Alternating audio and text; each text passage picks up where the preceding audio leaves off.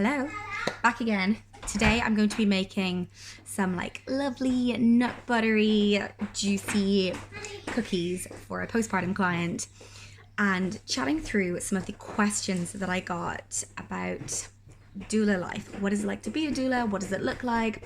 Some of the ins and outs, some of the logistics of like training, insurance, managing childcare, and I'm going to dive straight into your questions while I make these lovely cookies. And I haven't yet tried them myself, but if they work out well, I will leave the recipe down below somewhere.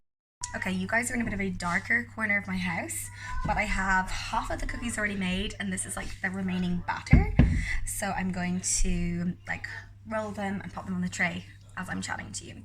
So this is marking my 9th year as a doula. We might have kids coming and going as we chat. And so I thought it was a really good opportunity for me to chat through what the reality of that looks like for me as a busy mum, as a stay-at-home mum, as a work-from-home mum. My husband's giving me the side eye, desperately doesn't want to be in front of the camera, but there are a few videos with him in it if you want to learn a bit more about him. No. He said nope. He's going to go outside and play with the kids for a little bit while I chat and finish off these cookies. It is a rare occasion to have him home.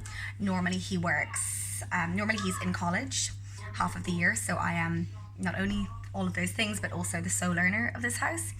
And now that it's summer, he's got like a little summer job.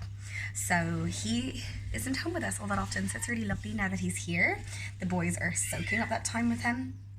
Oh, in these cookies, I forgot to say, there's like nut butter, coconut oil, maple syrup, dates, some gluten-free flour, and that's kind of it. A pinch of salt.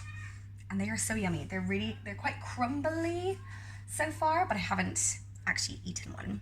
So let me go clean my fingers and answer some more questions. Okay, so actually I've decided, because that little batch will only take about 10 minutes, that I'll answer 2 questions here, and I'm gonna actually taste test these little babies.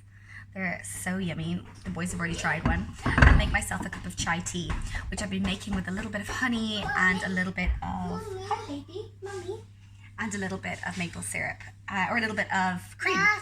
And it's such a lovely little pick me up. Dad, please, mama. Please. A little one. Dad, what do you say? Thank you. Welcome. Kiss. Oh, yummy. Nice. Is it nice? Oh my gosh, he's like, I'm too busy to even talk to you, Mum. Let me out of here. I'm gonna eat one of the crumbs off these and just see. They are good.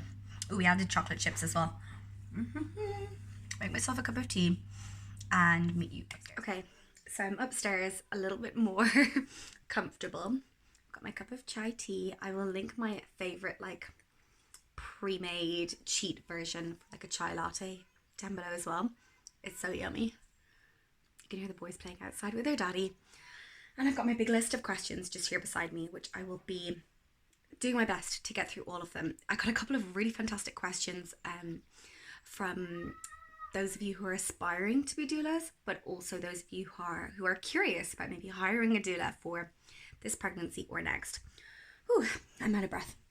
Not pregnant yet. Definitely want another baby, but that is just me trying to get up the stairs while eating a cookie. Definitely have some of my teeth still. Anywho, okay, my big A4 pad full of questions. Let's start at the very beginning. So how did I end up becoming a doula?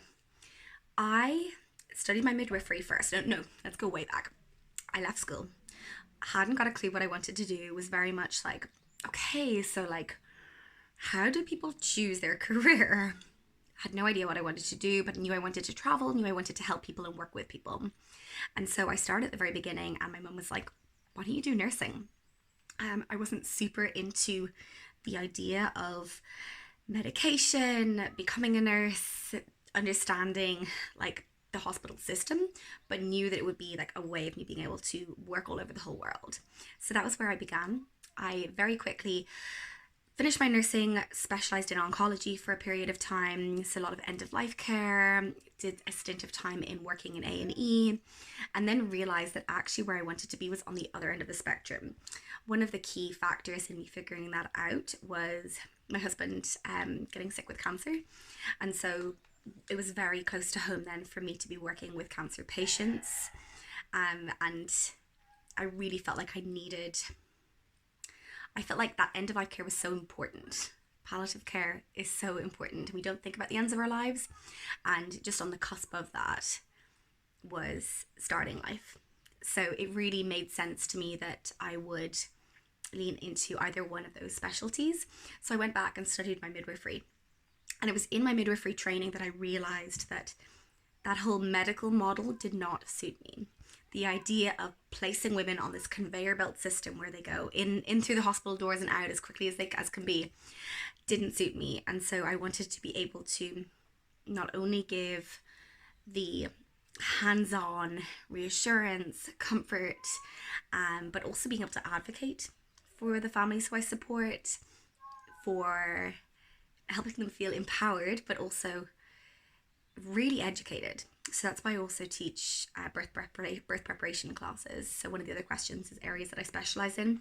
I also teach hypnobirthing and antenatal classes, as well as being a birth doula, a postpartum doula, trained separately in those. I am a trauma-informed doula, and I also specialise in VBAC specifically. So for instance, this year, I would say like 90% of my clients have been striving for a vaginal birth after cesarean. So that's really nice. I also have a special interest in home birth, although I do support births both in hospital and at home. The reason for that is because I've had really beautiful home birth experience myself, and so I feel like, yeah, it's just got like a lovely little sweet spot in my brain, and I love to see mamas welcoming their babies in the comfort of their own home. Let's go into the next question. So that's the areas I specialise in, how I ended up as a doula, and then what areas do I cover. So I'm based in Ireland, in Leinster, and I cover Kilkenny, Carlow, Wexford, Waterford, and more recently Dublin, as Archer's gotten a little bit bigger and I've been able to be away from him for more extended periods of time. So that's that question. If you were looking for a doula, actually, if you were trying to find either a birth or postpartum doula in your area, check out either Doula Care Ireland, or an agency that cover all of Ireland, or the Doula Association of Ireland, and you can actually pop into the map where you are, where you're based, and see who covers your area. So that's a nice little tip. I'll leave the link for those guys in the description box down below. What does postpartum doula support look like? It looks different depending on your needs, is what I will say. So depending on how many babies you have, if you've got multiples, or if this is your first baby, depending on what way you are feeding your baby, depending on how you are managing, depending if you've got a lot of recovery, depending on how well you are managing in terms of your mental health, in terms of that transition piece. I might close the door. You can also speak ahead of time, or the window, because you can hear the boys. You can also speak with your chosen doula ahead of time and say like, hey, this is the part that I'm really nervous about. Maybe it is the feeding, and you want lots of feeding support. So maybe you're looking for a doula who's got lots of breastfeeding education. Maybe you are unsure about the basics, how to wash a baby, how to hold a baby, how to change their nappy, and that's where you want some education and support. Maybe you are worried about your mental health, and so having a moment in the day where you can wash and have a poo on your own, where you can maybe get some self-care in, like a foot massage, or a shoulder rub, some guided meditations, a foot soak. All of these things can make it so much easier. Maybe it's birth debriefing. Maybe you felt very lonely once you came home with your baby last time and you'd like to have somebody to walk that journey with you. Maybe it's staying on top of the housework. Maybe it's someone to walk your dog. Maybe it's minding the older children. Maybe it's helping you just navigate adding another little one to your family. All of these things can be included in postpartum care, and that's why it's so important to have created that relationship and have your postpartum doula be someone you feel comfortable with. I tend to do like a mixture of things. Somewhere in all of that, there's always some cooking. almost always a little bit of light cleaning, almost always some degree of like active listening, but also some education piece there, and lots of space holding while families figure out their new groove. And I always feel like that is nice to know that you are not on your own, because postpartum can be a very isolating time. Okay, I'm gonna go close that window. Oh, that is so much better. Those boys are loud, particularly when they're playing hardcore. I'm not sure what they're up to, but sorry for the slurps.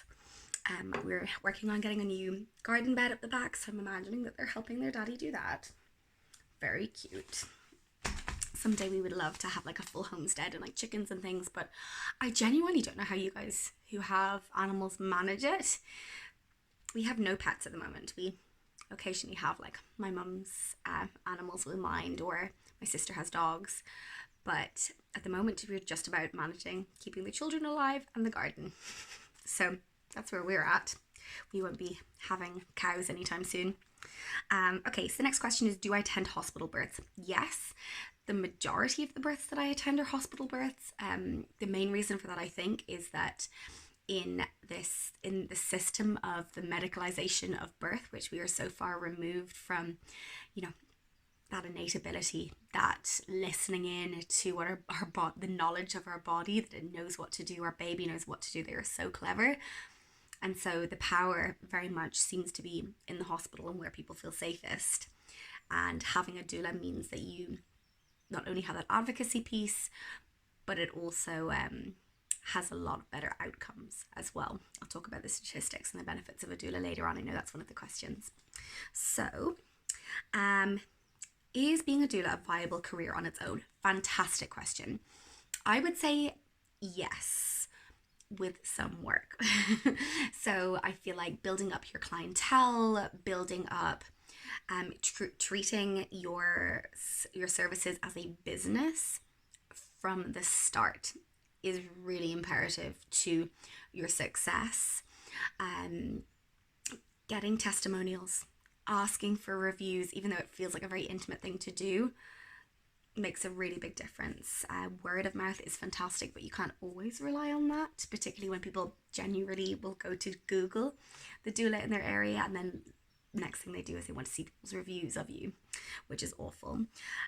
In terms of whether or not you could pay the bills with it, I would say you would have to be, as a birth doula, you would likely have to be adding on some other factors like education. So if you are teaching one class a month and attending one birth a month, it would be manageable.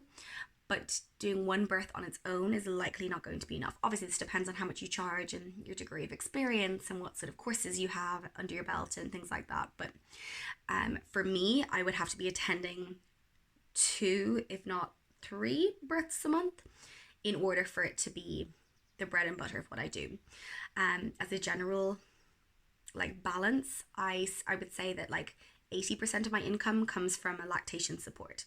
So 9 to 5, 5 days a week, I offer lactation consultations, and then outside of that, I attend births. So this month is particularly busy in terms of births, and then I will have a whole 2 months off where I'm not on call. So you can't pick and choose when people are going to be reaching out to you, when they're going to be having their babies. So there's a little bit of ambiguity around that, and that can be quite difficult if you are wanting that consistent income. Particularly if you're the sole earner, that is very difficult. Assuming that not everybody is a sole earner, but it's nice to kind of know that. If you are a birth and a postpartum doula, you can generally make up those hours in your postpartum support. So that answers your question. You could also join an agency. So in Ireland, Doula Ireland are really busy, I believe. I worked with them for I would say about a year doing some postpartum support before my business on its own really took off. And they're fantastic to work for. I would highly recommend touching base with Mary and Jen there, because they're great. And they'll help you kind of navigate the way if you're just starting off as well. Favorite affirmation to speak over women in labor? What a great question. I haven't really given these thought. I just literally popped them out or wrote them out. I feel like relax, release, allow is probably one of my favorites. Or just surrender.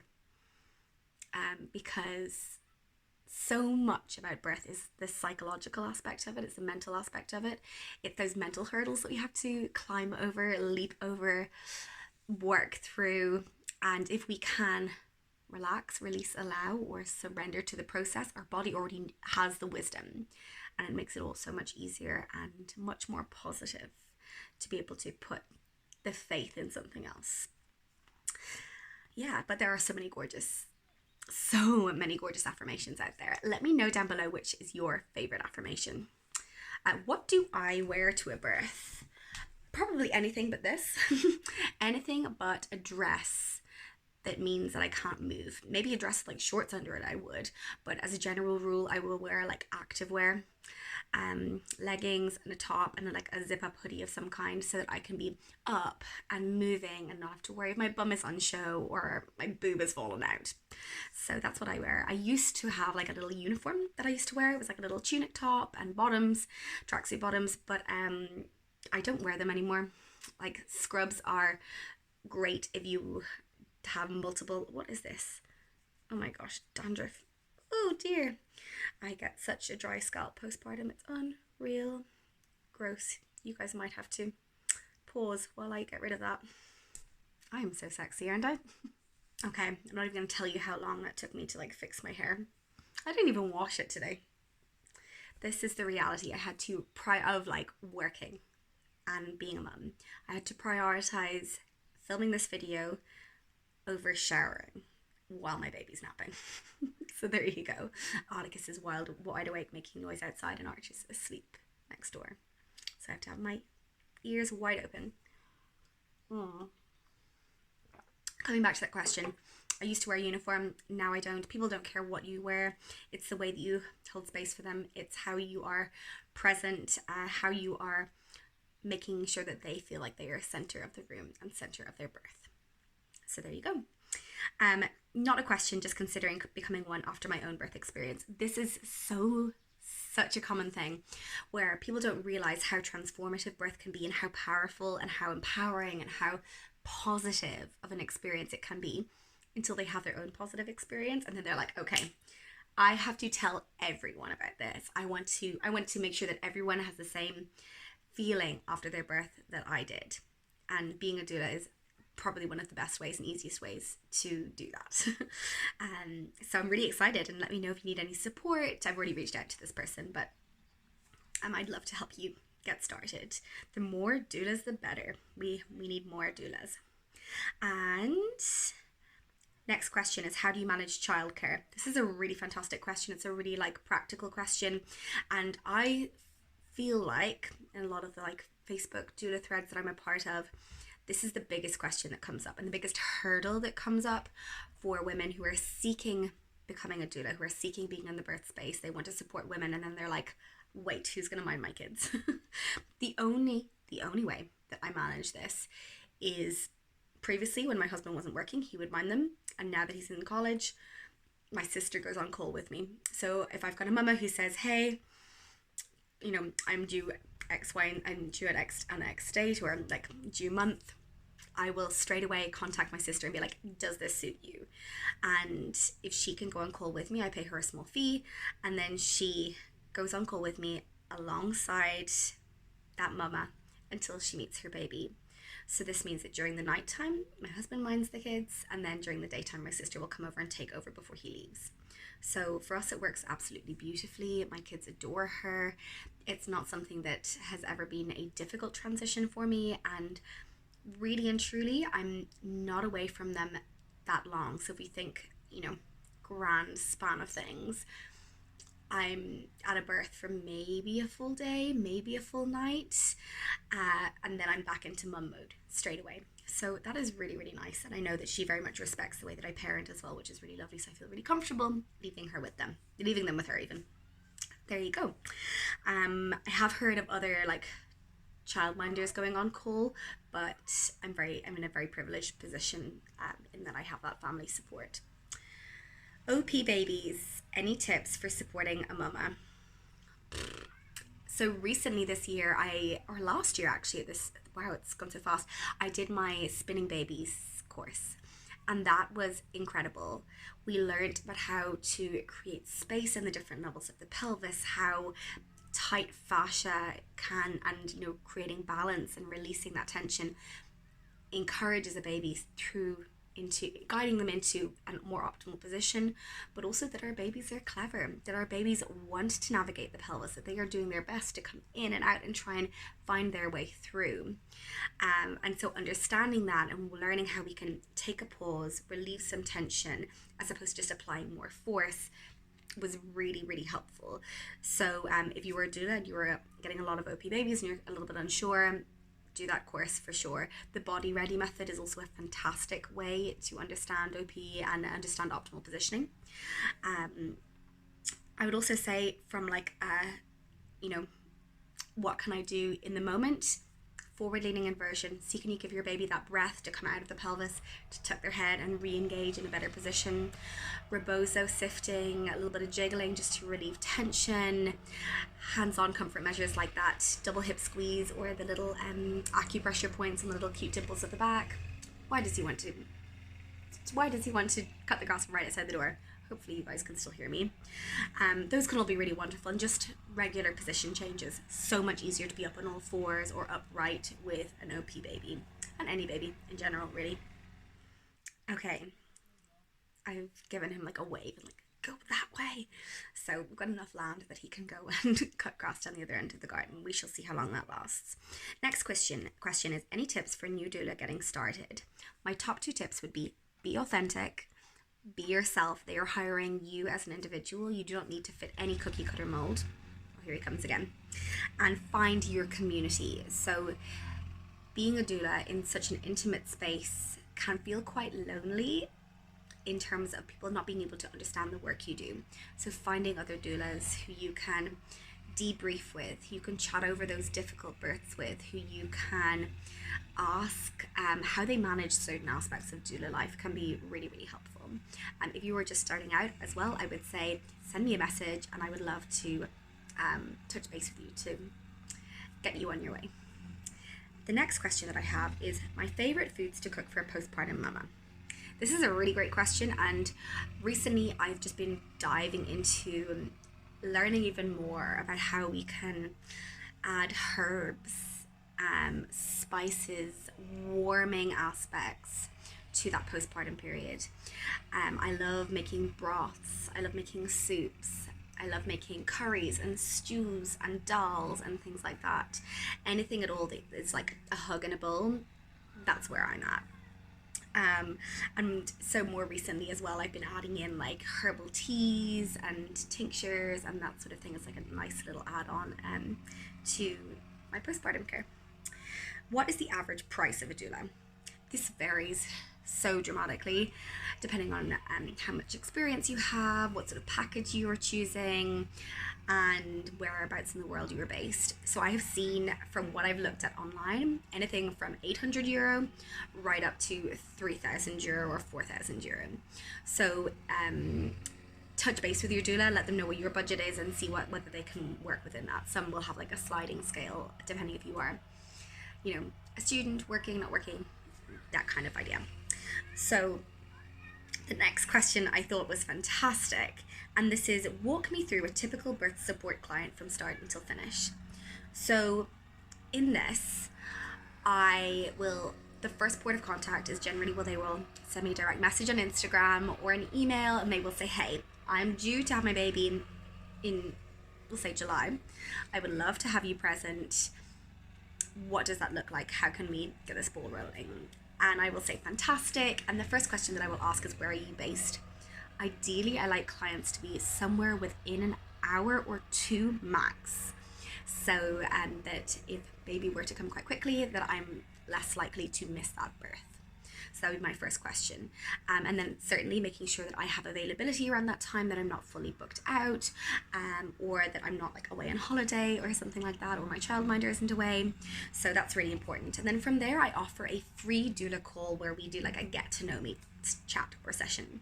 And that is me checking if we are aligned in terms of our views, if we are a good fit.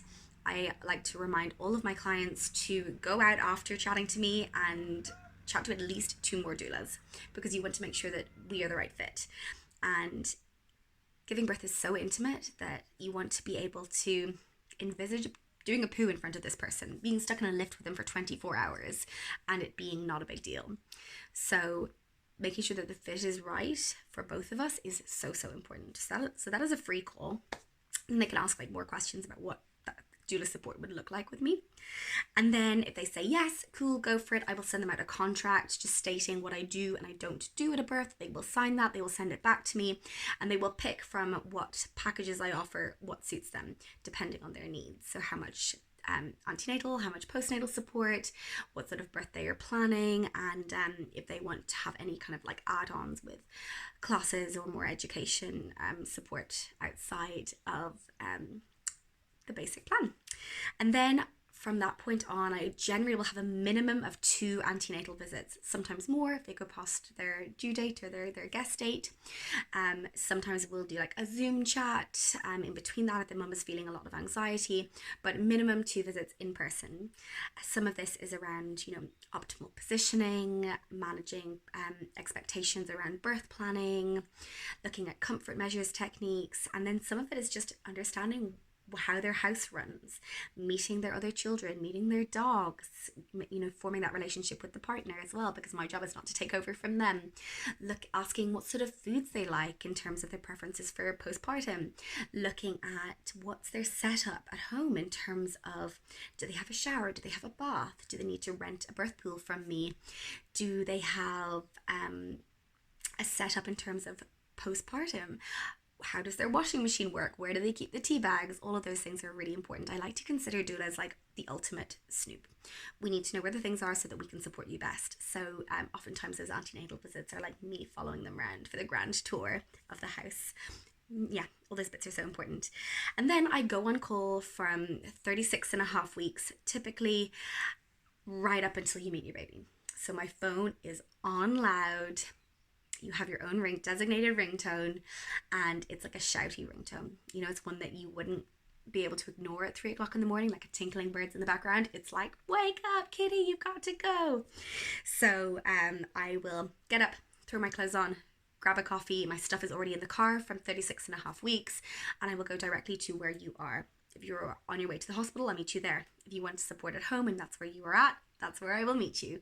And the car is already full. I have change for parking.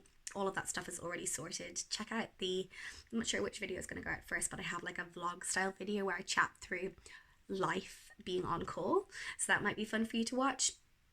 And then I will go in and I will support you in whatever way you need until you meet your baby. You are snuggled up in bed, your baby is nursing or bottle feeding, whatever way you plan on feeding your baby. You've maybe had a shower, had a wee, had something to eat, and you're just getting to know each other. And then I will tiptoe out slowly and come back to visit you, likely the following day, if not the day after, depending on what time baby's been born and if I need to rest. And then I'll see you once, maybe twice postnatally, depending on the package that you choose, depending on how feeding is going, depending on how you are managing that transition. And with most of my clients, I stay in touch with them to some capacity or another.